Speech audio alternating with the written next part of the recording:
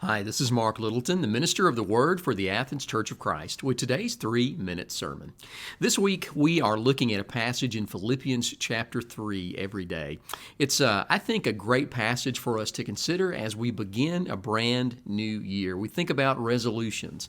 We think about how we're going to live this year. We think about the changes we're going to make to help us have a different outcome at the end of 2022 than we had in the previous year. I think this passage will help us.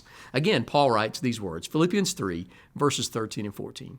He says, "But one thing I do, forgetting what lies behind and straining forward to what lies ahead, I press on toward the goal for the prize of the upward call of God in Christ Jesus."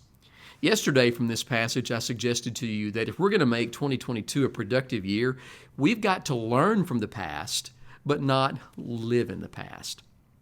I think another suggestion that I want to share with you today, based on this text in Philippians 3, if we're going to make 2022 a great year, we've got to learn that if we spend so much time worrying about tomorrow, it is going to steal our joy today. Isn't that true?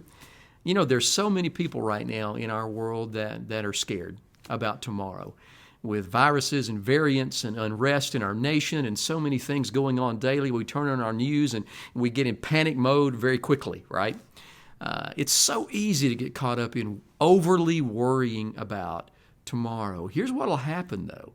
If you do that, you're going to be one miserable person today. There are 2 days that you ought never worry about. One of them's yesterday, and one of them is tomorrow. You can't go back and live yesterday and do things over again. You can't do that.